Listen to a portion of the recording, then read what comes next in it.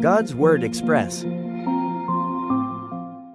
We tend to think wisdom is, having the perfect thing to say, the killer argument. Right, the perfect comeback. But what if I told you real wisdom isn't about what you say or even what you know? It's actually about what you choose not to hear. It sounds so counterintuitive, but that's the heart of what we're digging into today. We're looking at a sermon, The Way of Wisdom, from Pastor Dr. Kievan at New Wine International Church. And to get there, we actually start with a surprisingly human story about a boat trip.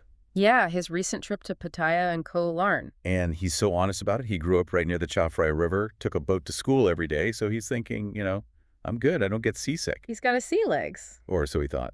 But this trip, Yeah. apparently the waves were just huge. And he gets incredibly sick. But he uses that feeling of being completely out of control to set up this amazing biblical parallel. The one with the disciples on the boat. Exactly. On the Sea of Galilee, a storm kicks up. They are terrified. They think they're going to die.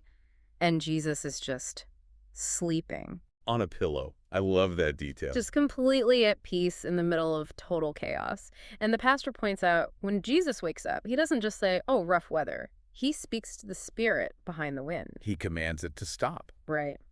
And the takeaway is, we might get seasick from the drama and noise of life, but the boat itself, it's not going to sink if Jesus is on board. Which is a perfect bridge to the core definition of wisdom he gives. He brings up Proverbs 17.28. Even a fool who keeps silent is considered wise. But this is where we have to pause, because the English translation, it misses something really important. Okay. The Hebrew word for silent there is karash. Karash. And it doesn't just mean to be quiet or to zip your lip. It literally means to be deaf. To be deaf. So wisdom is basically selective hearing loss. In a way, yeah. But it gets even cooler. The root word for karash is also connected to the idea of engraving or plowing. Wait, how? How do you get from silence and deafness to engraving something? Okay, think of a master craftsman. An engraver who's working on this tiny, intricate detail. Okay, yeah. They are so hyper-focused, so dialed in on what they're doing, that they become, for all intents and purposes, deaf to all the noise and distraction around them. Ah, I see it. So it's not a passive silence. It's an active, intense focus. You're not just ignoring the noise. You're too busy building something important to even hear it. Exactly. You're so focused on your work, on your purpose, that the noise just fades away. You become sharash. He has that great fable to illustrate this, the one about the frogs. Oh, it's perfect, yeah. So you got this group of frogs trying to climb a super slippery high tower, and there's this big crowd at the bottom just yelling at them. Screaming, it's impossible, you'll never make it, you're going to fall. And, it works. Yeah. One by one, they all get discouraged and give up. All except for one. The one little frog that just keeps going. Yeah. Methodical, step by step. And he actually makes it all the way to the top. So he comes down, and everyone rushes over. How did you do it? What's the secret? And it turns out The frog was deaf? he was deaf. He thought they were cheering him on the whole time. It's a funny story, but the application is so serious. In our lives, that crowd at the bottom of the tower, That's the internet. that's the comment section, the internet trolls, the people sitting in the grandstands criticizing the players on the field.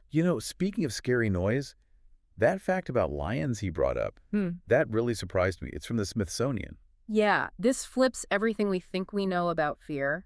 We think the roar is the most dangerous part of the lion. Right, the big scary sound.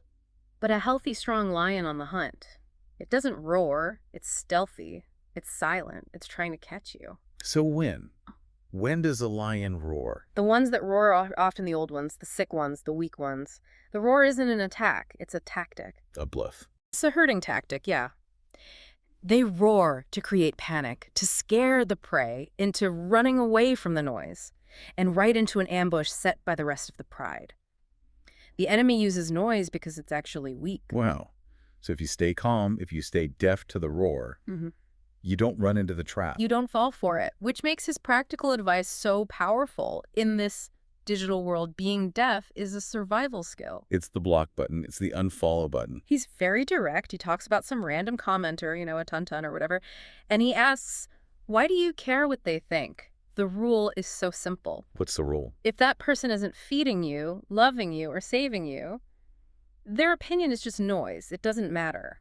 And he contrasts that with what real care looks like, that story about helping his son. Yeah, that he walks with him, he plays sports with him, he doesn't just hire someone and walk away. He's the shepherd, not the hired hand who runs away when the wolves start roaring. He stays. It's a promise to be present. So wisdom is knowing who to listen to and being deaf to everything else. That's it. It's about keeping your peace. So a final thought for you to take away today. Where in your life are you listening to a roaring lion? Some criticism or fear that's actually, well, toothless. And what would it take for you to become that craftsman so focused on your purpose that you simply don't hear it? That's the challenge. Find that focus. Keep your peace. Today, we too say goodbye. God bless you.